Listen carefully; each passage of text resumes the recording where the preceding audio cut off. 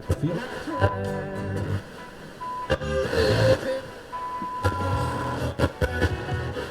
the wrong name.com.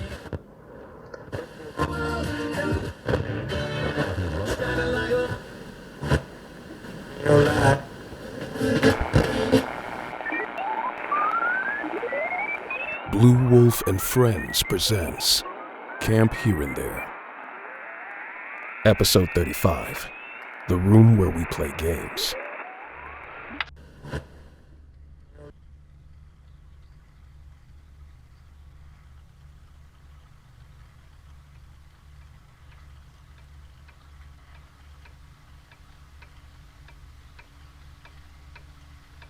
You seem happier, Jedediah.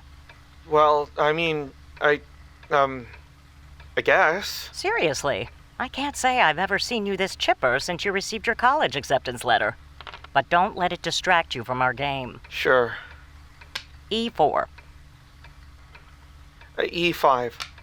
I guess I guess things have been, well, I don't want to get my hopes up, the whole situation.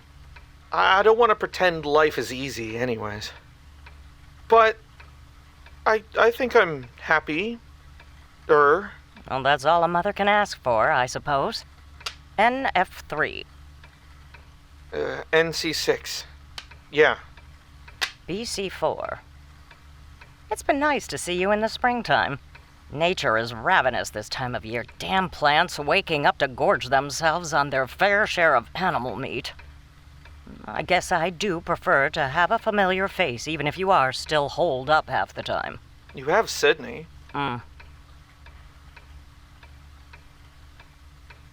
It's your turn. I know. BC5. I castle. How are you two? Good. I think I said this. There's some hurdles, but we're NF6. Good. We're good. NC3. I'm glad to hear it's mutual. The boy's completely taken. Couldn't stop smiling if his arm got bitten off.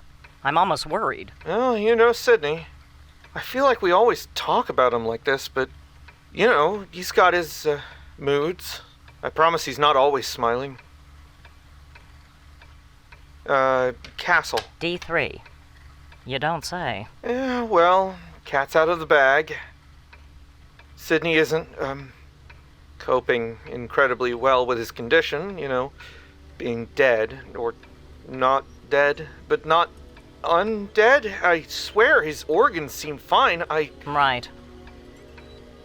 I feel his heartbeat when we lie together. His face gets warm, his hair is soft. He's not some Half-Life zombie or anything, but I can imagine it's hard to cope with this, idea that you're a walking embalmed cadaver. Who knows how his innards really function? He's so sick all the time. D6. H3. H6. NA4. You really should have a little bit more But concentration. that's not too different from before the incident, so... Oh, God. Come on, Jedediah, remember. Calm and in control. On track, okay? Right, on track. I don't remember what I meant, just, Sydney's not keen on his makeshift flesh, or however he puts it. BB6. I just hope he isn't yammering on about it to everyone. Don't need your pet projects getting me in trouble with the higher-ups. NXB6. He isn't. Don't be distracted. AXB6. NH4. BE6. BXE6. Show some initiative, Jedediah. FXE6. QF3. D5. EXD5. EXD5. Honestly. It's all strategic, Lucille. It looks to me like you're not taking this seriously. NF5.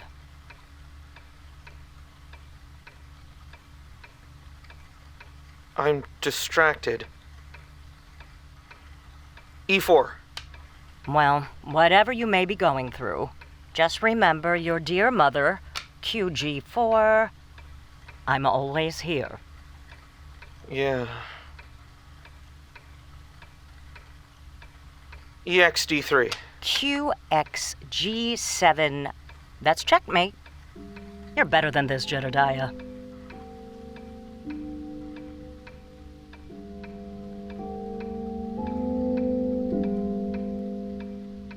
I'm distracted.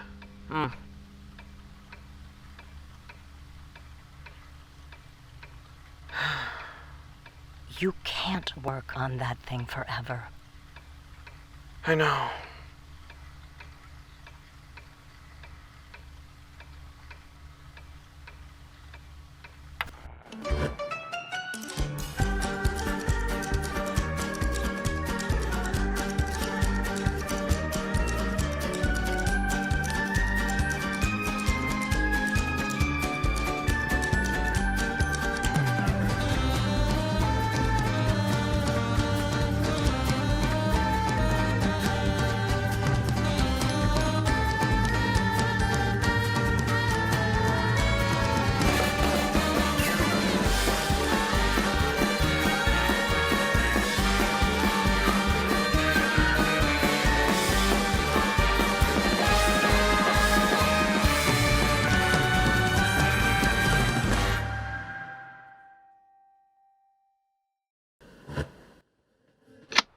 Good morning, campers! The old sun rises on a new dawn, and the year births a brand new wet and sticky camp session, just shrieking for milk. What could be better than a month of pure summer fun? I surely missed all you jolly little jabberjaws. What with all the teeth you guys have? Why, there's wide smiles all around.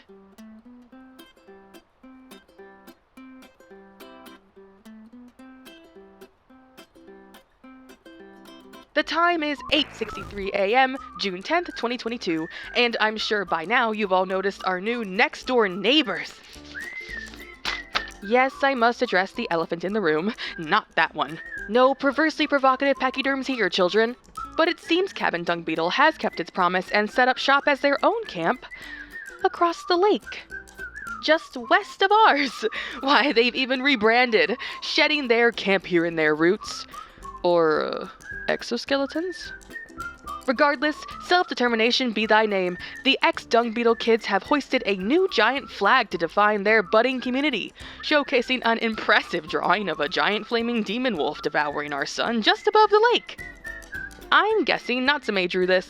Well done, Natsume. Very creative. Very dreadful. Oh, wait! They've hoisted another one. It's a picture of our beloved flag with a... Oh. Well, that's not very child-friendly, age-appropriate content. Come on, kids. We're all in this together. Let's show some camp spirit. Not whatever the opposite of spirit is. Camp murder? My dear. First day. For those of you who haven't met me, I'm Sydney. I'm the camp nurse, so I have band-aids and the zipper to your ancestral trauma if you ever need either. Just be sure to let me keep your tears in a vial. We need them for our records. Don't worry. Your parents signed a paper. Oh, and with me is my handsome assistant and amorous partner in crime, Jedediah. Like I say every year, he isn't great with words, but he is great with hearts. Anatomically speaking, I mean, he's a great guy to call if your heart ever stops. The sky this morning has taken on a bright pink light, a soft, salmon-y glow. Speaking of, did you know that we used to have an infestation of penguins here at our camp? Every week, brave Counselor Rowan and Counselor Juniper ferried our lake eerily gelatinous in a harrowing search of salmon to fish. All in indentured servitude to our wise and benevolent avian overlords. They've since migrated towards warmer waters over the winter, and wouldn't you know, I guess those penguins were crucial to our local Ohioan ecosystem, because now the salmon have overtaken our humble camp. With those imposing long-hooked claws and mighty ivory tusks, the salmon have started gnashing their way onto the shore. Dozens of them, with beaks as large as centipedes and wings the size of a hawk's, lashing their white fluffy tails with a vengeance.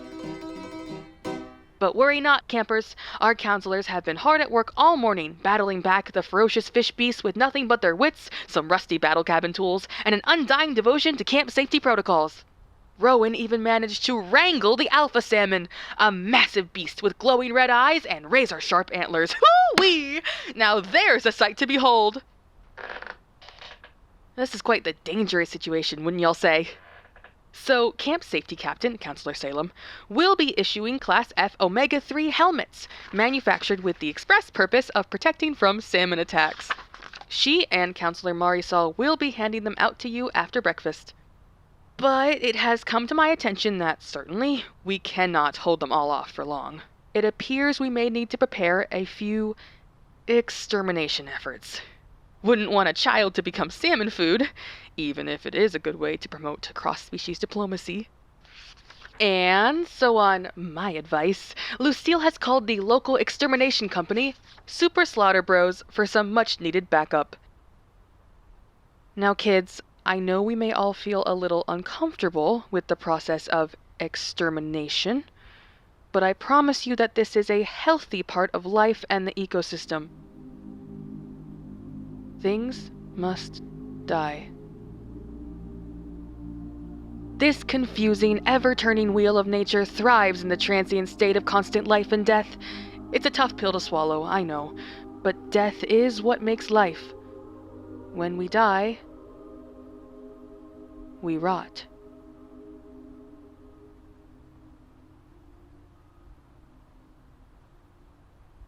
That is to say, please try to come to terms with the inevitability of death as soon as possible. It's much easier on the aging psyche. Today's breakfast, cooked by the ever-lovely Matthew Chef, is the tender, still-beating heart of a newborn lamb. Just the one, though. We can't endorse that kind of cruelty camp-wide. Vegans get a synthetic, lab-grown heart of impressive molecular similarity. You won't even notice the difference. Still just the one, though. Apparently, simulated red muscle tissue grown in a petri dish over the last 2 decades is expensive. Ugh, economy, am I right? For this morning's activity, we have to beat that searing fresh summer heat. I'm sure you've all felt it, enough to slop the meat right off the bone. Our counselors have filled balloons with animal guts and pine needles, an old witch's trick for making black ice. Fight, fight, fight! But, be sure not to throw the balloons too hard, and steer clear of the salmon brigade. Okay, have a wonderful morning, my beauties.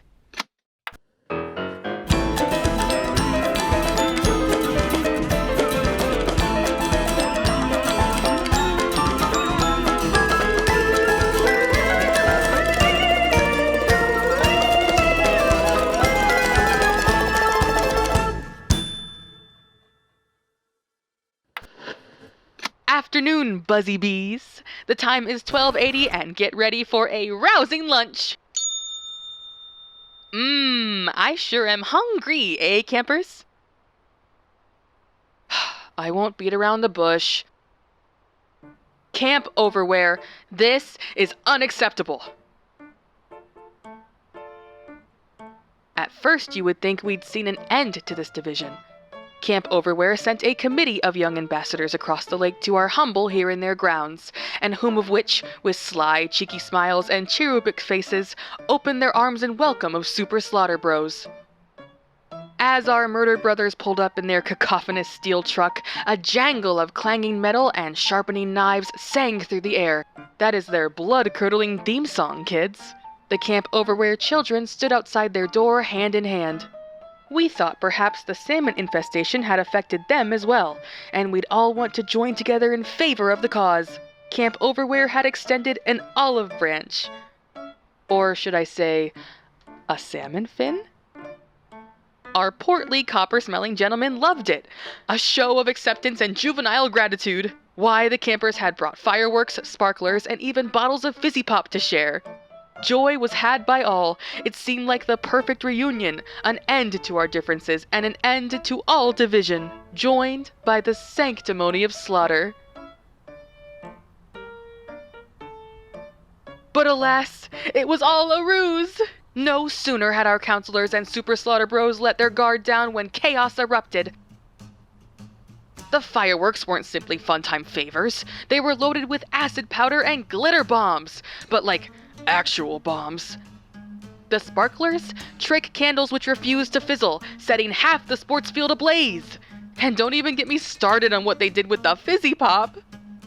And worst of all, the voice leeches. The kids found a nest and started blowing them through bendy straws like spitballs at the staff.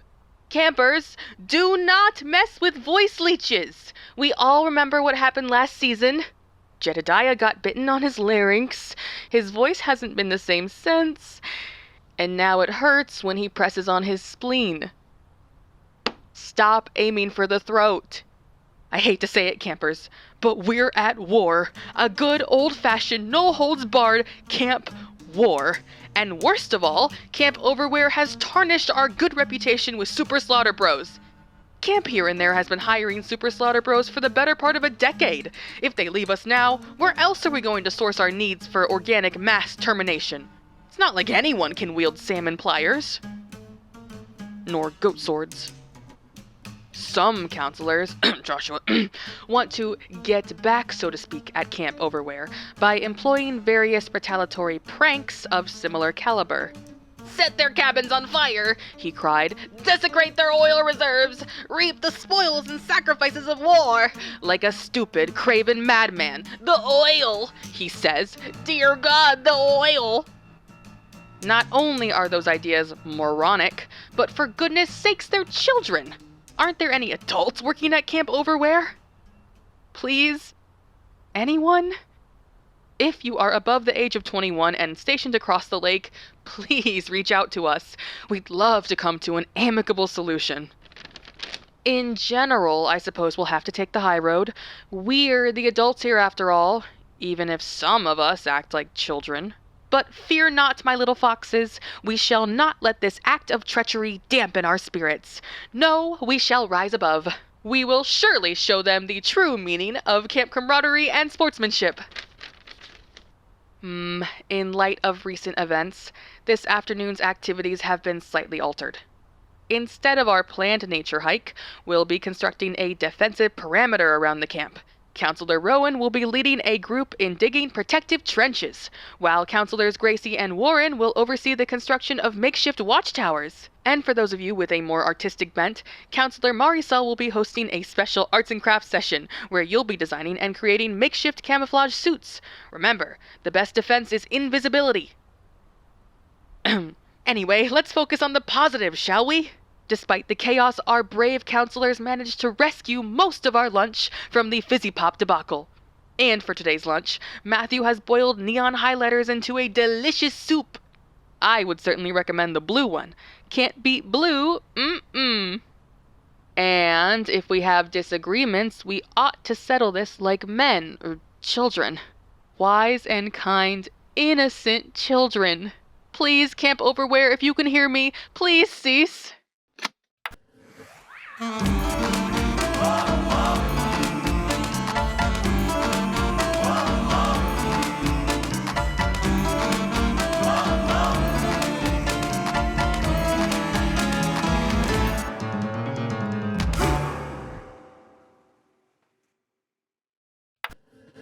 Here's to a jovial dinner.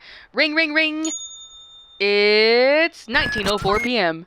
The sky is bleeding into a fleshy dark red before it will inevitably slip into the familiar black of night, encompassing everything into the soul-gripping dark. Meow meow. Are you all enjoying your first day? Here in my office, I've treated a surprising lack of casualties. Well, less than usual? We're lucky that 2 Super Slaughter Bros chose to stay back, despite the middle schooler onslaught, and promptly took care of our little salmon issue. 2 very familiar, good-natured gentlemen with coffee-stained teeth and grease-worn overalls. Impressive marketeers of their time, no doubt. Friends of ours, too, though Jedediah had a remarkable lack of interest in conversing with them this time around. I haven't heard from him since he saw them. But I suppose they have taken up the slaughtering business as of late. Good thing, too. Those salmon were giving us quite the trouble.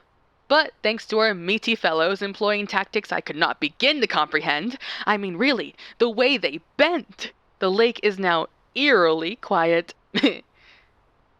almost too quiet. I'd keep an eye out for any vengeful salmon spirits if I were you, campers. You never know when the ghostly fins of the fallen might come back to haunt us. Speaking of haunting, I've received some exciting news. It seems our little standoff with Camp Overwear has caught the attention of someone rather important. A letter arrived just moments ago, addressed to yours truly, from none other than the Camp Overwear director. A red envelope, dressed up with a black rose, wax-sealed, gold-embossed, and delivered from across the lake on a gentle raven's wing. If I weren't mistaken, I would have thought it was a love letter of sorts. Dear Sydney, it reads, with an appropriate fondness and exquisite cursive. The news of your neighbor's misdoings has reached my ears. Your admirable self-control in not seeking retribution is commendable, but I fear a more hands-on approach may be required. I'll be paying a visit to the border of Camp Here and There tomorrow to assess the situation personally and to speak with you. Please inform the counselors and campers to be on their best behavior. We wouldn't want to give Camp Overwear any ammunition, now would we? I eagerly anticipate seeing you again. Yours sincerely, an old friend. Can you believe it? The big boss himself is finally stepping in. I hear you, I hear you. Isn't this awfully suspicious? What if it's a trap? Well, I'm not worried. I faced far worse than a potentially fiendish camp director in my time. Why, just last week I had to contend with the nefarious Shadow Skull. This should be a piece of cake in comparison. Oh, nefarious Shadow Skull. Just as well, the letter ends with a cryptic postscript. Bring a sharp knife and a jar of strawberry preserves. You'll know me when you see me. And a winky face. Well, isn't that intriguing? I suppose I'll just have to wait and see what our enigmatic director has in store. I have to ask, though, who is the camp director at Camp Overwear? And, more pressing, why a letter addressed to me and not to Lucille? What declarations of diplomacy can I, just a nurse, possibly present? Well, there are layers to this camp onion that even I don't fully comprehend, but rest assured, I will handle it. For now, let's put an armistice to your incessant terror, Camp Overwear. By the by, must we resort to hanging sheep's hearts by string above our brethren's cabin beds? I mean, sheesh! Those things are expensive! Tonight's activity. The nightly seeing ceremony. You will hold hands in joyous reverence as you breathe the augur fumes of our ancient bonfire. Some of you may see triumph over Camp Overwear, others may witness the genesis of all that is living, and a select few... I'm truly sorry. Ah, man, I remember my first seeing ceremony. Sydney. Oh, Jetty! Kids, here's Jedediah. Jetty, say hi. Hi, kids. Sydney, I need to talk to you. Oh, okay. One moment then. Tonight's dinner is lion's leg, spit roasted and braised in a jelly bean sauce. Vegans get the claws of the lion, not meat. And because lions don't grow their own claws, it's perfectly acceptable. For dessert, delightful mystery pudding cup. Delightful mystery pudding cup has been sitting in the back of the pantry since... well, it predates most of our campers.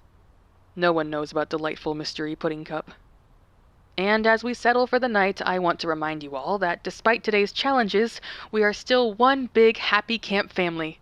We may have trenches and watchtowers now, but our spirit remains unbroken. All right, see you tomorrow. Okay, Jedediah, what do you...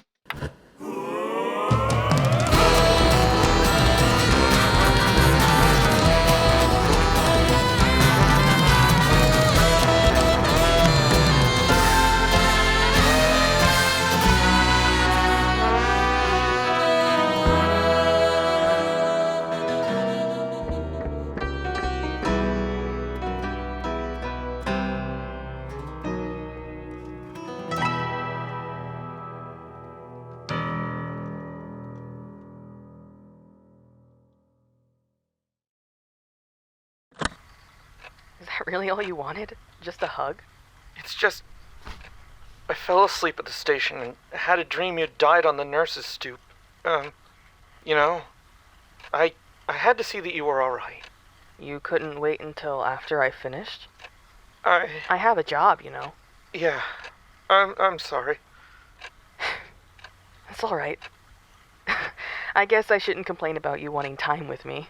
Uh-huh. Really, I'm grateful.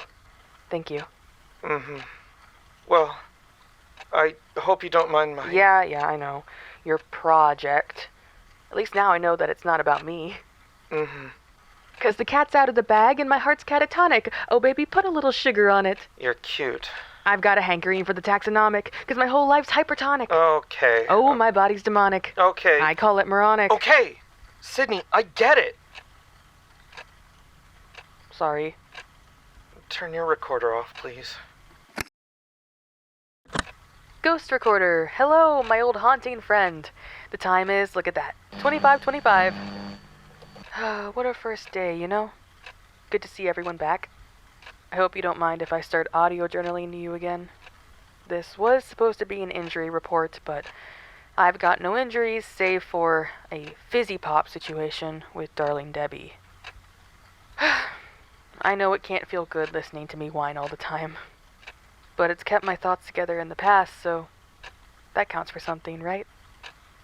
Jedediah is irritating sometimes. Don't get me wrong, I love him dearly, but sometimes I don't know.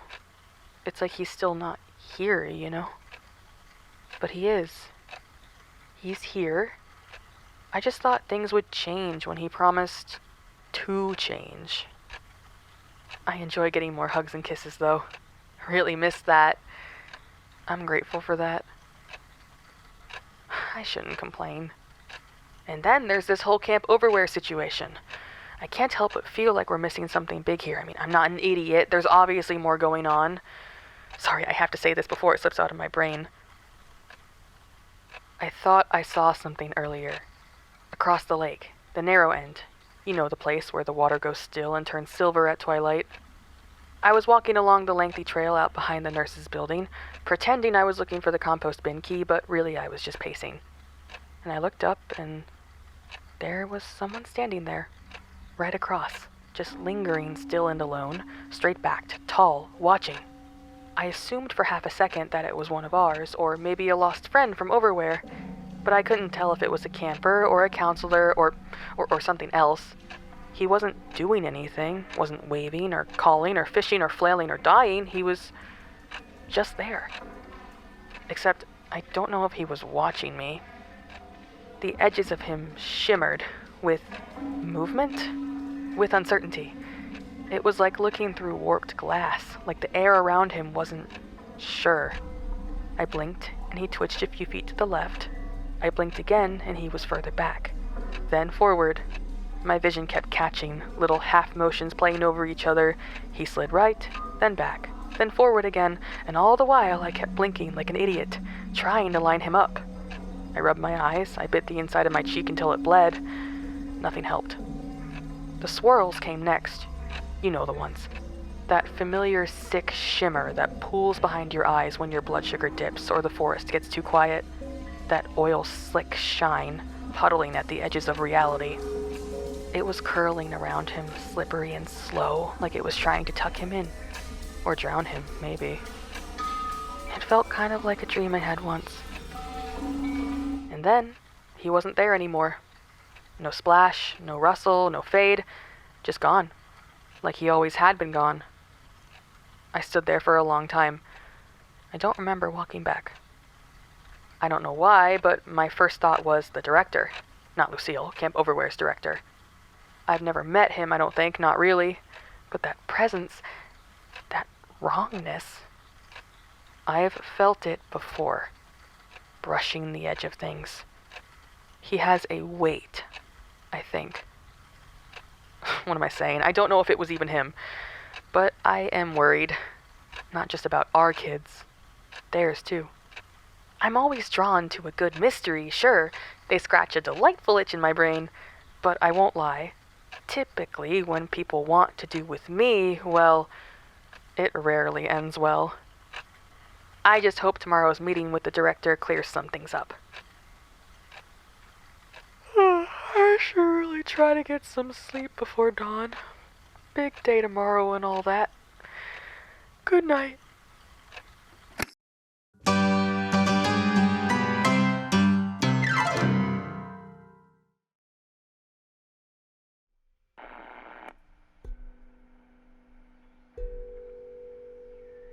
Welcome to Season 2. Today's episode of Camp Here and There was written and directed by Blue Wolf. The role of Sidney Sargent was performed by Blue Wolf. The role of Jedediah Martin was performed by Voicebox Vance. The role of Lucille Bertuccelli was performed by Susan Duhan. With original music composed by Will Wood and produced by Jonathan Maisto. Additional music composed by Kyle Gabler and Another You. Dialogue editing by Emily Safko. Sound design by Blue Wolf and Another You. And a special thanks to patrons for making this possible. I have a lot of people to thank, so sit tight. Special thanks to Teeth Flowers, Fems, Sean H. Avery, Call Me Troy, Henry No Holyman, Doggy Boy, A Horrid Little Beastie, Lacey, Yoink of the Yukon, Mary, Frizzle, Juan Li Leong, Mobile Mortuary, Lee, Sapphic Ghost, Mr. Bibu, Hunter, Lavender the Mollusk, Little Detective, Evelyn Osinski, Misty, Ezra, Skunk Conan, Grifter's Grail, Zaner, Andre Cartier, Alex Cornett, Xavier Hart's Jetty, Jay Ware, Apollo, Chunk the Torty, Mayel, Star-Crossed and Stupid, Pearl and Vinegar, Silly Willy, Labyrinthia, Isabel Sharp, Cat Your Mom, Callista Stars, Clockmaker's Muse, Unfortunately Sydney Almost in Every Way, Charlotte S., Magic Rat, Ezra Morningstar, Ryan Dye, Silas, Enzo, Jamie, MK, Pigeon with a Briefcase, Palace, Carrie Unhearted, Elijah, Kay Crossley, Brain Mold Victim, Brian Harris, Inspector Rika, Garf Mel, Ghosts and Ram, 20 Puppies, Kieran Lynn, Ghostly Goose, Liam, Lazarus, Ryan Kiedishev, Elijah's Surname, Juice, Shitney, Passport, Juniper's Weirdly Long Neck, parentheses Herb, Sono Mount, Finn the Frog Guy, Ven, Angel Crowley, Branberry Inc., Palmer Scott, Evol 1928, and Water Grows If Watered. To join them and to get behind-the-scenes content like bloopers, development notes, early access to episodes, interactive events, and more, visit the Patreon at patreon.com/bluewolf. You can also join the official Discord server to connect with fellow listeners and discuss the latest episode. Find the link in the description of today's episode. And finally, if you'd like to support the show and ensure we can keep going, the most meaningful thing you can do is to help spread the word. Thank you for listening to Camp Here and There, and remember, my blood is universal.